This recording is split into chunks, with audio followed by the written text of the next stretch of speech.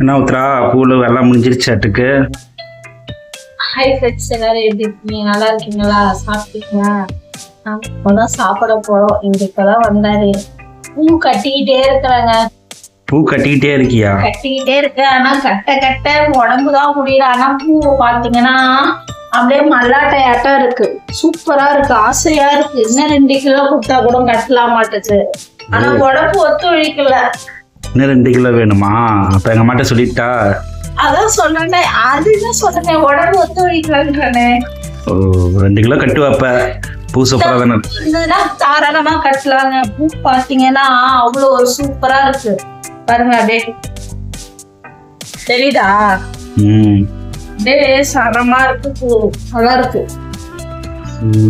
Okay. ஏன் என்னாச்சு? குரல் ஒரு மாதிரியா இருக்கு. உடம்பு சரியில்லைங்க 2 நாளா.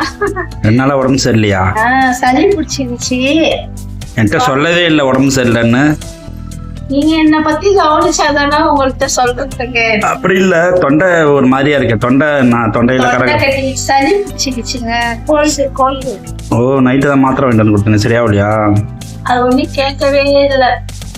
கேட்கவே இல்லையா? ஒரு வேளை மாத்திரை தான் போட்டேன், ஒரு வேளை மாத்திரைன்னா அப்படியே வச்சிருக்கேன். நைட்டு போட்டுட்டு கேட்கலன்னா ஹாஸ்பிட்டலுக்கு தான் போகணும். அப்படியா? உங்க பிள்ளைகிட்ட கத்தி தொண்டை பாதி கட்டி பிடிச்சு. அப்படியா? ஒரு வாரம் லீவ் விட்டாலும் விட்டாங்க. மிஸ்ஸுங்கெல்லாம் ஜாலியா இருக்கிறாங்க. மிஸ்ஸுங்கெல்லாம் ஜாலியா இருக்கிறாங்க. நீ வேற இப்படி சொல்லிட்டா உடம்பு சரியில்லைன்னு. நான் வேற எல்லாரும் வீட்டுல இருக்காங்க, பசங்களா இருக்காங்க. நான் வேற புதுசா ஐஸ்கிரீம் வேற ஒரு புது ஐஸ்கிரீம் ஒண்ணு வந்திருந்தது. நான் வேற வாங்கிட்டு வந்துட்டேன். நீ சாப்பிட மாட்டியாப்ப? அப்படிலாம் நீங்க என்ன தப்பான எடை போட்டுறாதீங்க. அதாவது உடம்பு செய்யாம இருக்கும்போது எதுவும் செய்யக்கூடாதோ அதை செஞ்சா டக்கு போயிடும்.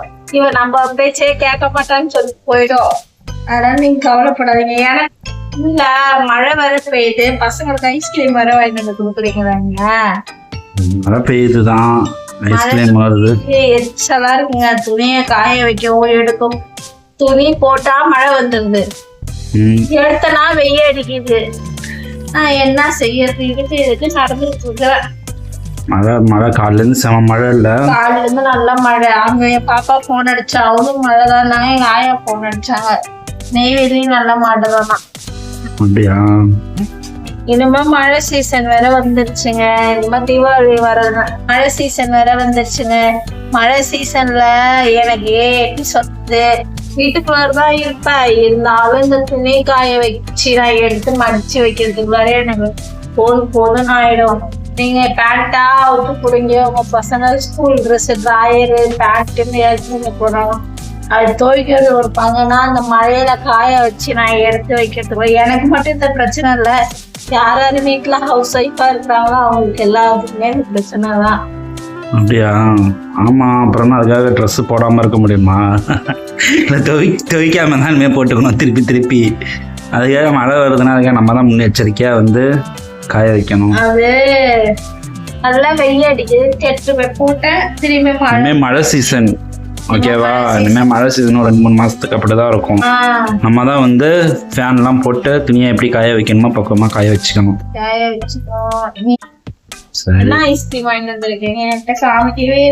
சரி, ஓகே. ஐஸ்கிரீம் எடுத்துருவா. ஐஸ்கிரீம் எடுத்துருவா. அம்மாட்ட கூட எல்லாத்தையும் எடுத்துட்டு வந்து. உத்ரா, நான் ஐஸ்கிரீம் வேற வாங்கிட்டு வந்திருக்கேன். உனக்கு வேற உடம்பு சரியில்லைன்னு சொல்றேன், நீ சாப்பிடுவியா? அதெல்லாம் கல்லும் கரைவா இருக்கிற மாதிரி எதை கொடுத்தாலும் உத்ரா சாப்பிடுவா. இது புதுசா இருந்தது. கோன் இது குல்ஃபி மாதிரி.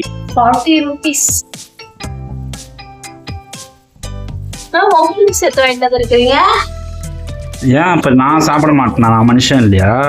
நீங்க மட்டும் தான் சாப்பிடுவீங்களா? சாப்பிட மாட்டேன். புதுசா ஒரு ஐட்டம் நான் வாங்கிக்கிறேன் பாரு, அது என்னன்னு பாரு. பால் ஒன்னே ஒண்ணு மட்டும் பால் வாங்கிட்டு வந்துருக்கீங்க. அது 50 ரூபாய். அது அப்ப பால் எனக்கா? ஓ, தோரகேஷ் பால் அம்மா கொடுத்துடலாமா?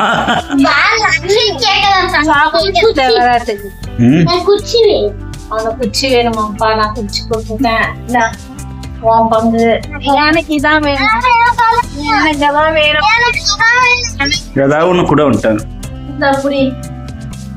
இது வேணாம் எனக்கு.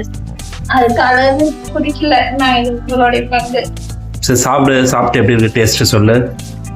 உடம்பு சரியில்லைன்னு சொல்ற ஐஸ்கிரீம் மட்டும் சாப்பிட்டா உடம்பு சரியா போயிடுமா? பாருங்க நான் நாளைக்கு நான் எப்படி கடின்னு பேசுறேன். ஓ நீங்க மாஸ்க்லாம் போத்தால காலையில சாயங்காலம் இந்த மாதிரி 2 டப்பா ஐஸ்கிரீம் வாங்கிட்டு வந்து கொடுங்க சரியாயிடும். சூப்பரா இருக்குங்க சாக்லேட் கேவர். நான் உத்ரா ஐஸ்கிரீம் எப்படி இருக்கு?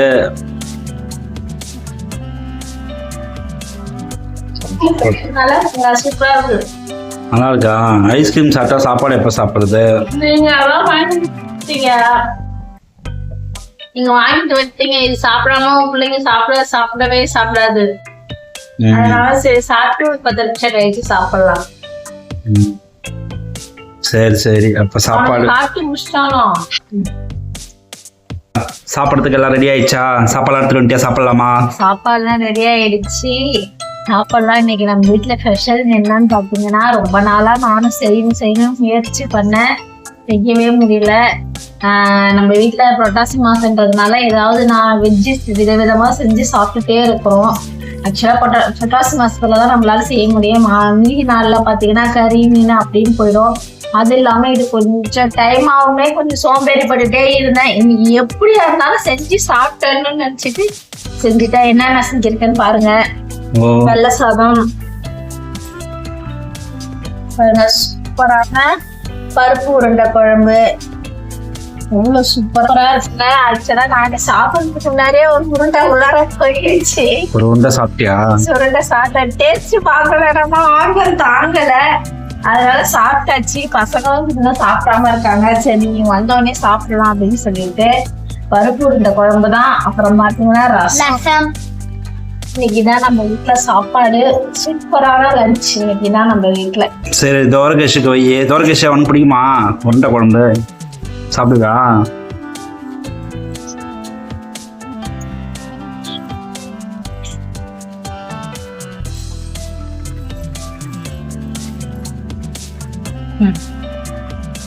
சாப்பிட்டு பாரு எப்படி இருக்கு. நாங்க தோரகேஷ் சாப்பாடு எப்படி? சாப்பாடு சூப்பரா இருக்கா?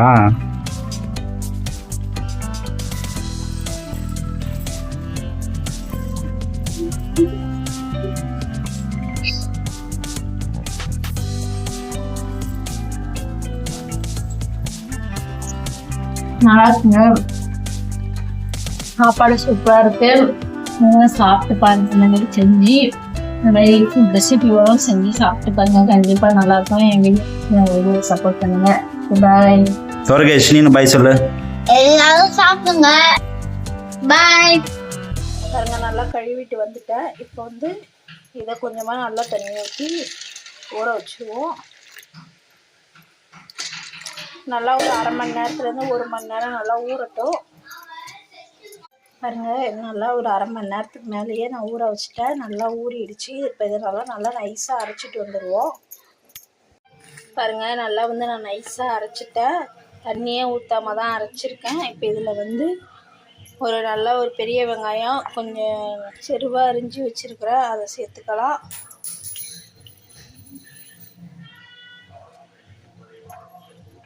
இது கூட பாருங்கள் ஒரு 1/4 மூடி தேங்காய் பொடிசாக வந்து கட் பண்ணி வச்சுருக்கேன், அதையும் சேர்த்துப்போம். தேங்காய் சேர்த்து செஞ்சால் சூப்பராக இருக்குங்க. நல்லா தேங்காய் வந்து வாயில் படும்போது நல்லாயிருக்கும். இது கூட கொஞ்சோண்டு கருவேப்பிலை கொத்தமல்லி வந்து கட் பண்ணி வச்சுருக்கேன், அதையும் சேர்த்துப்போம். இது கூட 1 டீஸ்பூன் அரிசி மாவு சேர்த்துக்கலாம். ஏன்னா உருண்டை வந்து அப்போ தான் உடையாது, நல்லாயிருக்கும் குழம்புல போடும்போது. இது கூட தேவையான அளவுக்கு உப்பு சேர்த்துக்கலாம். இப்போ இதை நல்லா பிசைஞ்சிடணுங்க. இது நல்லா பிசைஞ்சு எடுத்துகிட்டு வருவோங்க. இந்த அளவுக்கு நல்லா பிசைஞ்சிக்கணும். இதை பிசைஞ்சு சின்ன சின்ன உருண்டையாக பிடிச்சி எடுத்துகிட்டு வந்துடலாம். இந்தமாரி சின்ன சின்ன உருண்டையாக பிடிச்சி வச்சுக்கிறேன். இதை வந்து நம்ம வந்து இப்போ வந்து ஒன்று ஒன்றா எண்ணெயில் போட்டு ஒரு 1/2 வேக்காடு மட்டும் எடுத்துக்கலாம். எண்ணெய் காய வச்சுருக்கிறேன். வந்து இதில் வந்து நம்ம வந்து சின்ன சின்னதாக ஒன்று ஒன்றா போட்டு எடுத்துடலாம். இதுமாரி ஒரு 1/2 வேக்காடு வேக வச்சு எடுத்துருவோம். ஏன்னா இது வந்து அப்போ தான் குழம்புல போட்டால் உடையாது.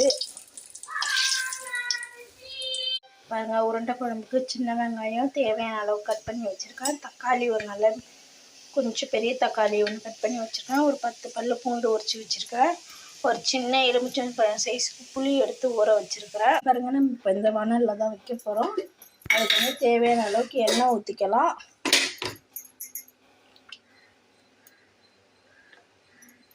எண்ணெய் நல்லா சூடாகட்டும். எண்ணெய் நல்லா சூடாகிடுச்சு. நல்லா ஒரு டீஸ்பூன் கடுகு சேர்த்துக்கலாம். அது கூட ஒரு 1/2 டீஸ்பூன் சின்ன ஜீரகம் சேர்த்துப்போம். அதுக்கு கூட ஒரு 1/4 டீஸ்பூன் வெந்தயம் சேர்த்துக்கலாம்.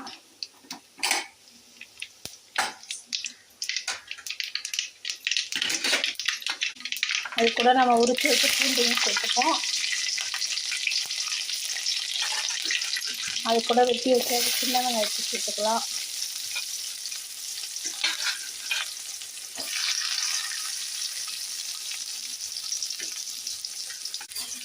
வெங்காயம் நல்லா வதங்கிட்டோம். வெங்காயம் வதக்கும் போதே கொஞ்சம் கருவேப்பிலை சேர்த்துக்கலாம். அது கூட கொஞ்சமாக உப்பு சேர்த்துப்போம். வெங்காயம் டக்குன்னு வதங்கிடும். சரிங்க, வெங்காயம் நல்லா செவந்து வந்துச்சு. இப்போ அது கூட நம்ம வெட்டி வச்சு தக்காளி சேர்த்துக்கலாம். தக்காளி சேர்த்து நல்லா வதக்கிக்கலாம். பாருங்க, வெங்காயம் தக்காளி இந்த அளவுக்கு நல்லா வதங்கிடுச்சு. இந்த அளவுக்கு வதங்கினா போதும். இப்போ வந்து இதில் வந்து நம்ம குழம்பு மிளகாத்தூள்லாம் சேர்க்க போகிறோம். நான் வந்து ஒரு 4 ஸ்பூன் சேர்த்துருக்குறேன். இது கூட நீங்கள் தனியாக இருந்தாலும் மல்லித்தூள் மிளகாத்தூள் சேர்த்துக்கலாம். ஒரு 1/2 டீஸ்பூன் மஞ்சள்தூள். நல்லா சிம்மில் அடுப்பை வச்சு நல்லா இதில் வதக்கிடலாம். இது கூட நம்ம இப்போ வந்து கரைச்சி வச்ச புளி தண்ணியை சேர்த்துப்போம்.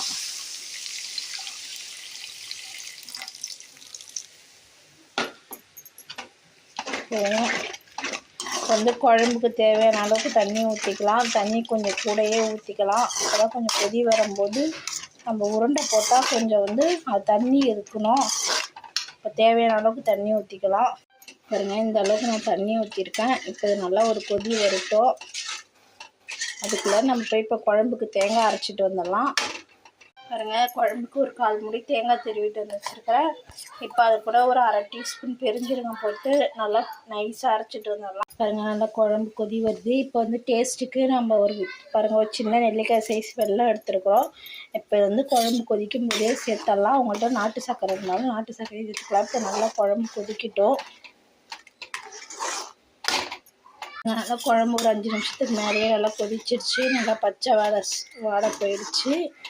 இப்போ இதில் வந்து நம்ம அரைச்சி வச்சு தேங்காவை சேர்த்துக்கலாம். நல்லா கொஞ்சம் தண்ணி ஊற்றி நல்லா கெட்டியாக அரைச்சி வச்சுருக்கிறேன். இப்போ அதை சேர்த்து நல்லா இன்னொரு 5 நிமிஷம் நல்லா கொதிக்க விடுவோம். தேங்காய் ஊற்றுனதுக்கப்புறம் உப்பு காரம் பார்த்தா உப்பு கொஞ்சம் கம்மியாக இருந்தது, உப்பு போட்டுக்கலாம். நல்லா இன்னொரு 5 நிமிஷம் நல்லா கொதிக்க விடுவோம். பாருங்கள், குழம்பு நல்லா சூப்பராக கொதித்து நல்லா கொஞ்சம் கெட்டியாகிடுச்சு. போதும், இந்த அளவுக்கு ஆனது. இப்போ வந்து நம்ம வந்து பார்த்திங்கன்னா பொரித்து எடுத்த ஒரு 1/2 வேக்காடு தான் வச்சுருக்கேன். இப்போ அதை எடுத்து நம்ம எல்லாம் குழம்புக்குள்ளார ஒன்று ஒன்றா இறக்கிடலாம்.